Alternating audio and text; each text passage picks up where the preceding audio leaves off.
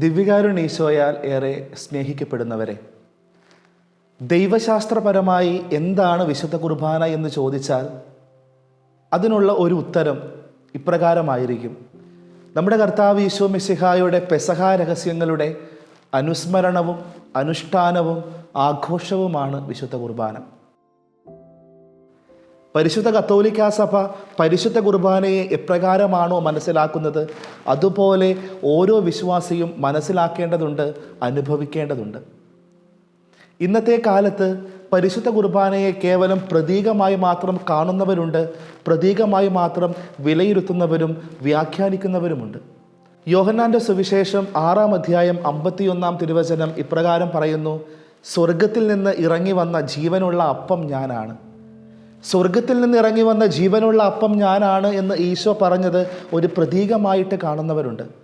യോഹന്നാൻ്റെ സുവിശേഷത്തിൽ തന്നെ മറ്റു പല ഇടങ്ങളിലും ഈശോ ഇതുപോലെയുള്ള തന്നെക്കുറിച്ച് വ്യക്തമാക്കാൻ, തൻ്റെ പ്രവൃത്തിയും തൻ്റെ വരവിൻ്റെ ഉദ്ദേശവുമൊക്കെ സൂചിപ്പിക്കാൻ ഈശോ മറ്റു പല രീതിയിലും ഉപമകളും പ്രതീകങ്ങളും ഉപയോഗിക്കുന്നത് കാണുവാൻ പറ്റും.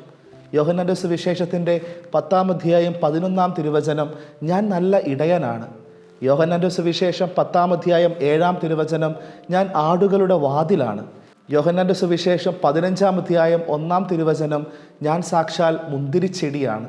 ചോദ്യം ഇതാണ്: ഈ 3 പ്രതീകങ്ങളെ മനസ്സിലാക്കുന്നത് പോലെ ഞാൻ സ്വർഗത്തിൽ നിന്ന് ഇറങ്ങി വന്ന ജീവനുള്ള അപ്പമാണ് എന്ന ഈശോയുടെ വചനത്തെ മനസ്സിലാക്കാൻ പറ്റുമോ എന്നുള്ളതാണ്. പ്രധാനമായും 2 കാര്യങ്ങൾ വിലയിരുത്തിയാൽ വിശുദ്ധ കുർബാന ഒരു പ്രതീകമല്ല, സത്യമായിട്ടുള്ള ഒരു കാര്യമാണ്. സ്വർഗത്തിൽ നിന്ന് ഇറങ്ങി വന്ന ജീവനുള്ള അപ്പം ഞാനാണ് എന്ന് ഈശോ പറഞ്ഞത് പ്രതീകാത്മകമായിട്ടല്ല, യാഥാർത്ഥ്യമായിട്ടുള്ള ഒരു കാര്യമായിട്ടാണ് എന്ന് നമുക്ക് മനസ്സിലാക്കുവാൻ പറ്റും. ഒന്നാമതായിട്ട് ഈശോ അത് പറഞ്ഞിരിക്കുന്ന സന്ദർഭം. 2, ഈശോ ഇപ്രകാരം പറഞ്ഞു കഴിയുമ്പോൾ ശ്രോതാക്കളുടെ പ്രതികരണം. യോഹന്നാൻ്റെ സുവിശേഷം 6-ാം അധ്യായം 51-ാം തിരുവചനത്തിൽ ഈശോ ഞാൻ ജീവൻ്റെ അപ്പമാണ് എന്ന് പറയുന്നത് അപ്പം കയ്യിലെടുത്തിട്ടാണ്. തൻ്റെ മുൻപിലിരിക്കുന്ന ജനങ്ങൾക്ക് ഭക്ഷണം വിഭജിച്ച് നൽകി അവരുടെ വിശപ്പടക്കിയ ശേഷം അപ്പം കയ്യിലെടുത്തുകൊണ്ടാണ് ഈശോ പറയുക, ഞാൻ സ്വർഗത്തിൽ നിന്ന് ഇറങ്ങി വന്ന ജീവനുള്ള അപ്പമാണ് എന്ന്. എന്നാൽ ഞാൻ സാക്ഷാൽ മുന്തിരിച്ചെടിയാണ് എന്ന് ഈശോ പറയുന്നത് ഒരു മുന്തിരിത്തോട്ടത്തിൻ്റെ മുൻപിൽ നിന്നുകൊണ്ടോ മുന്തിരിക്കുല പറിച്ചുകൊണ്ടോ അല്ല. യോഹന്നാൻ്റെ സുവിശേഷം 10-ാം അധ്യായം 11-ാം തിരുവചനത്തിൽ ഞാൻ നല്ല ഇടയനാണ് എന്ന് ഈശോ പറഞ്ഞതും ആട്ടിൻ തൊഴുത്തിൽ നിന്നുകൊണ്ടല്ല. കുറച്ചുകൂടി ആഴത്തിൽ ചിന്തിച്ചാൽ നമുക്കറിയാം, ഈശോ ഒരിക്കലും ഒരു ആട്ടിടയനല്ല. ആടുകളെ മേയിച്ചതായിട്ട് വചനത്തിൽ നമ്മൾ കാണുന്നുമില്ല. ഈശോയുടെ പൂർവ്വപിതാക്കൾ ആട്ടിടയന്മാരായിരുന്നുവെങ്കിലും തൻ്റെ വളർത്തുപിതാവായ യൗസേപ്പിൻ്റെ ആശാരിപ്പണിയാണ് ഈശോ തിരഞ്ഞെടുത്തിട്ടുള്ളത്.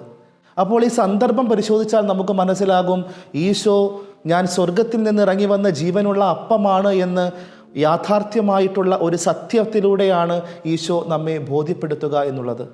തീർച്ചയായിട്ടും വിശപ്പടക്കിക്കൊണ്ട് അപ്പം കയ്യിലെടുത്തുകൊണ്ട് ഈശോ പറയുമ്പോൾ അത് സത്യമായിട്ട് മാറുകയാണ്. രണ്ടാമത്തേത് ശ്രോതാക്കളുടെ പ്രതികരണമാണ്. ഈശോ സാക്ഷാൽ മുന്തിരിച്ചെടിയാണ് എന്നോ ആടുകളുടെ വാതിലാണെന്നോ നല്ല ഇടയനാണോ എന്നൊക്കെ പറഞ്ഞപ്പോഴൊക്കെ അവിടെ ശ്രോതാക്കളുടെ പ്രതികരണം ഒന്നും തന്നെ വചനത്തിൽ രേഖപ്പെടുത്തിയിട്ടില്ല. എന്നാൽ ഈശോ പറയുകയാണ് ഞാൻ സ്വർഗത്തിൽ നിന്നിറങ്ങി വന്ന ജീവനുള്ള അപ്പമാണ് എന്ന് പറയുമ്പോൾ തുടർന്നുള്ള വചനത്തിൽ 6-ന്റെ 66-ാം പറയുന്നു, ഇതിനുശേഷം അവൻ്റെ ശിഷ്യന്മാരിൽ വളരെ പേർ അവനെ വിട്ടുപോയി. അവർ പിന്നീട് ഒരിക്കലും അവൻ്റെ കൂടെ നടന്നിട്ടില്ല. കാരണം അവർ കേട്ടത്, അവർ കണ്ടത്, അവർ അനുഭവിച്ചത് സത്യമായിട്ടുള്ള ഒരു കാര്യമായിരുന്നു. പ്രിയമുള്ളവരെ, പരിശുദ്ധ കത്തോലിക്കാ സഭ വിശുദ്ധ കുർബാനയെ മനസ്സിലാക്കുന്നത് വിശുദ്ധ കുർബാനയുടെ ആഴങ്ങളിലേക്ക് നമ്മെ കൊണ്ട് ചെന്ന് എത്തിക്കുമ്പോഴും നമ്മുടെ ബുദ്ധിക്ക് മനസ്സിലാകുവാൻ പറഞ്ഞു തരുന്ന കാര്യം വിശുദ്ധ കുർബാനയിലുള്ള ഈശോയുടെ സാന്നിധ്യം കേവലം ഒരു പ്രതീകമല്ല, മറിച്ച് ഒരു യാഥാർത്ഥ്യമാണ്, സത്യമാണ് എന്നുള്ളതാണ്. മറ്റു ഉപമകളിലൂടെ പറയുന്നത് പോലെ പ്രതീകങ്ങൾ ഉപയോഗിച്ചുകൊണ്ട് ഈശോ ഇവിടെ ഒന്നും പറയുന്നില്ല. അതിനപ്പുറത്തേക്ക് അപ്പം കയ്യിലെടുത്തുകൊണ്ട് അപ്പം വിഭജിച്ച് തൻ്റെ പ്രിയപ്പെട്ട ജനത്തിന് നൽകിക്കൊണ്ട് ഈശോ പറയുകയാണ്, സ്വർഗത്തിൽ നിന്ന് ഇറങ്ങി വന്ന ജീവനുള്ള അപ്പം ഞാനാണ്. പരിശുദ്ധ കത്തോലിക്കാ സഭ വിശുദ്ധ കുർബാനയെ എപ്രകാരം മനസ്സിലാക്കുമോ അതുപോലെ മനസ്സിലാക്കുവാൻ നമുക്കും പരിശ്രമിക്കാം. ഈ നോമ്പുകാലം പുതിയ തിരിച്ചറിവുകളുടെയും പുതിയ അനുഭവങ്ങളുടെയും പുതിയ ചിന്തകളുടെയും പുതിയ ദർശനങ്ങളുടെയും ഒരു കാലമായി മാറട്ടെ. അനുഭവങ്ങളിലൂടെ പരിശുദ്ധ കത്തോലിക്കാ സഭ വിശുദ്ധ കുർബാനയെ മനസ്സിലാക്കുവാൻ നമുക്ക് എപ്രകാരമാണോ പറഞ്ഞു തരുന്നത് അതുപോലെ വചനത്തിൻ്റെയും പാരമ്പര്യത്തിൻ്റെയും അടിസ്ഥാനത്തിൽ ഈശോയെ മനസ്സിലാക്കി ഒരു പുത്തൻ അനുഭവത്തിലേക്ക് കടന്നു വരുവാൻ ഈ നോമ്പുകാലം നമ്മെ സഹായിക്കട്ടെ. ആമേൻ. വിശുദ്ധ കുർബാനയുമായി ബന്ധപ്പെട്ട വീഡിയോകൾ നിങ്ങൾക്ക് ലഭിക്കാൻ ഈ ചാനൽ സബ്സ്ക്രൈബ് ചെയ്യുക.